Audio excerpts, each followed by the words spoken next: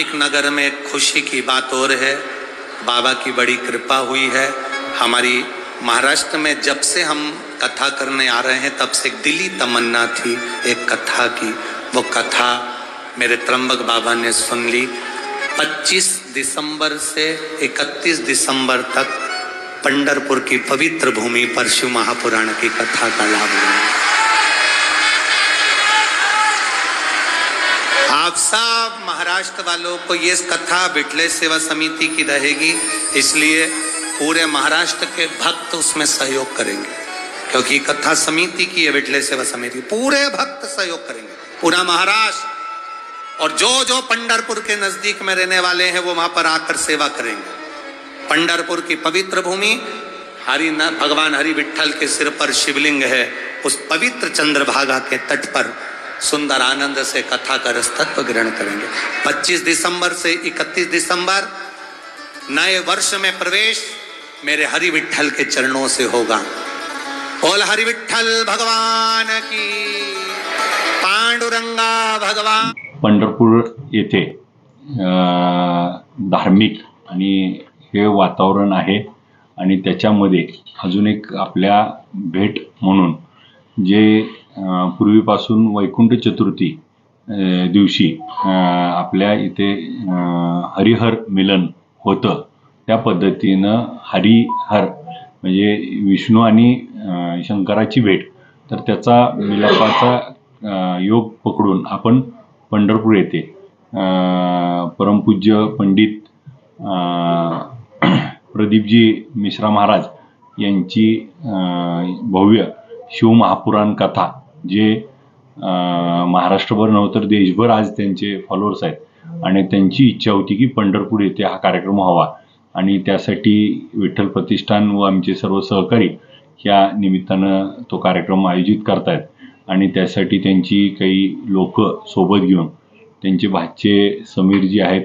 आणि 25 डिसेंबर 2023 ते 31 डिसेंबर 2023 नवीन वर्षाचं स्वागत आपण हे धार्मिक वातावरणामध्ये त्या ठिकाणी करतोय आणि या निमित्तानं पंढरपूरला ज्या पद्धतीने आषाढी एकादशीला गर्दी होती त्याच धर्तीवरती पंढरपूरला 7 दिवसाची आषाढी होण्यासारखं या कार्यक्रमासाठी, कथा ऐकण्यासाठी महाराष्ट्रातनं 5 ते 10 लाख लोक हे मोठ्या संख्येनं त्या ठिकाणी येत आहेत। त्यासाठी आपण 5 ते 6 लाख स्क्वेअर फूटचा मंडप त्या ठिकाणी चंद्रभागा मैदानावरती उभा करतोय आणि त्या माध्यमातनं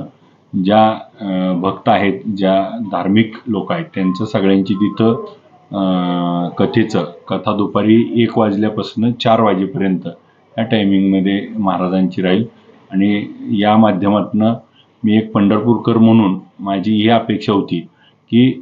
10 लाख लोक पंढरपुरात महाराष्ट्रातून येत आहेत आणि ती 10 लाख लोक जर पंढरपुरात आली आणि प्रत्येकानं 500,000 रुपये खर्चले तर माझ्या पंढरपूरचं अर्थकारण देखील मजबूत होईल आणि 7 दिवसाची वारी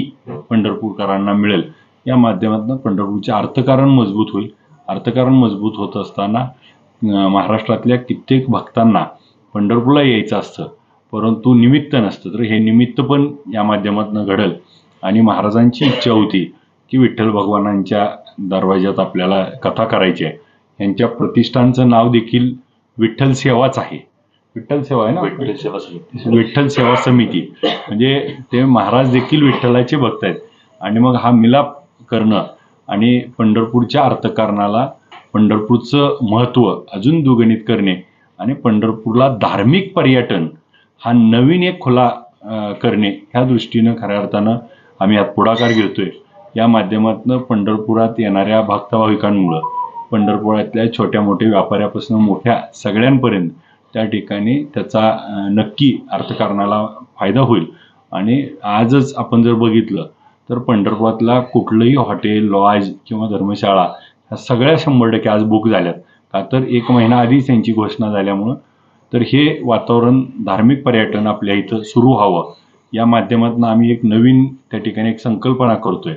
की जिथं आपला हा पॅन्डॉल आहे ह्या पॅन्डॉलच्या बाजूला आम्ही आपल्या पंढरपूर तालुक्यातले जे काही आजूबाजूला मंदिरं आहेत धार्मिक स्थळं आणि धार्मिक पर्यटन, तर त्याची सगळ्याची माहिती आपण त्या ठिकाणी लावतोय. त्याचा फायदा असा आहे की नारायण चिंचोलीचं सूर्यनारायण मंदिर हे आपल्या भारतात 2च आहेत, परंतु ह्याची माहिती नसल्यामुळं पंढरपूरला आलेला भाविक फक्त पांडुरंगाला पाया पडून जातो, परंतु ती माहिती लावल्यामुळं तो त्या नारायण चिंचोलीचं मंदिरात दर्शनाला जाईल, मग देगावला संध्यावळी देवीला जाईल, विष्णुपदाला जाईल, गोपाळपूरला जाईल. मग जिथं जिथं आपल्या इथं आपल्या आजूबाजूला बघितलं तर हे खरं शंभू महादेवाचं हे करतोय, तर रांजणीला शंभू महादेवाचं मंदिर आहे, कोर्टीला महादेवाचं मंदिर आहे, आपल्या इथं गुरसाळ्याला आहे. आजूबाजूला जिथं जिथं आहेत त्या सगळ्या ह्याची माहिती आपण त्या ठिकाणी लावतोय. त्याच्या माध्यमातून आलेला भाविक हा फक्त पंढरपूर मर्यादित न राहता पंढरपूरच्या असलेल्या ग्रामीण भागाचं देखील पर्यटन वाढत, त्या ठिकाणी चिंचणीला प्रमोट करणं असेल, आजूबाजूच्या सगळ्या बाजूला त्या ठिकाणी सगळ्याची ॲडव्हर्टाइजमेंट केल्यामुळं त्या माध्यमातून ह्या धार्मिक स्थळाची ओळख निर्माण होईल आणि मग खऱ्या अर्थानं पंढरपूरला धार्मिक पर्यटन हा नवा पर्याय खुला करावा, अशा ह्याच्यातून ही संकल्पना आम्ही आणतोय. आणि आपण सगळेजण पंढरपूरवासीय यासाठी तयार व्हावं आणि जसं आपण वारीच्या आधी आपलं सगळं मटेरियल भरतो तसं आपण त्या पद्धतीनं पंढरपूरवासीय तयार व्हावं आणि जेणेकरून आलेल्या भाविकांचं मोठ्या मनानं स्वागत करू आणि या भाविकांना त्या ठिकाणी 7 दिवस या आलेल्या भाविकांची पेंडॉलमध्ये राहण्याची सोय आहे आणि त्याची सगळ्यांची जेवणाची सोय माननीय खासदार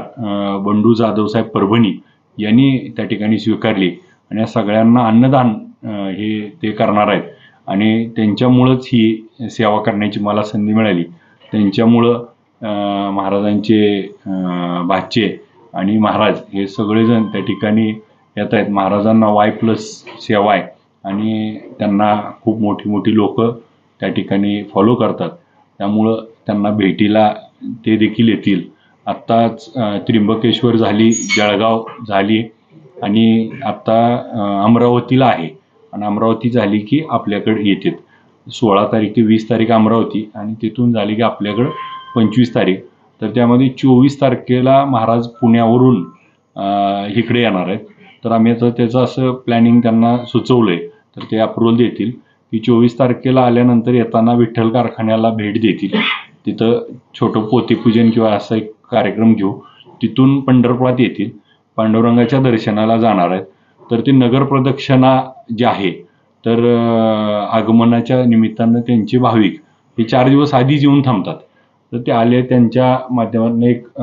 भव्य असा रोड शो त्यांचा होईल, त्या माध्यमातून एक वातावरण निर्मिती होईल आणि त्यानंतर त्यांची निवासाची व्यवस्था आहे आणि ते आपल्याला इथं सगळ्यांना त्यांचे कथेच्या माध्यमातून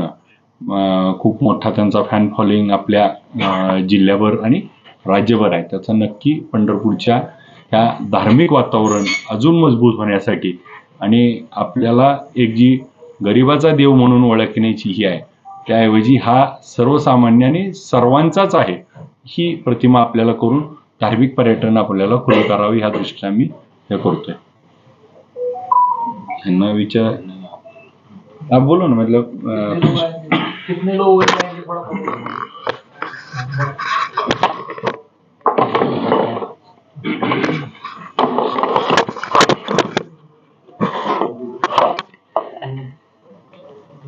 भव्य सीमा पुराण कथा पंढरपुर में आयोजित होने जा रही है,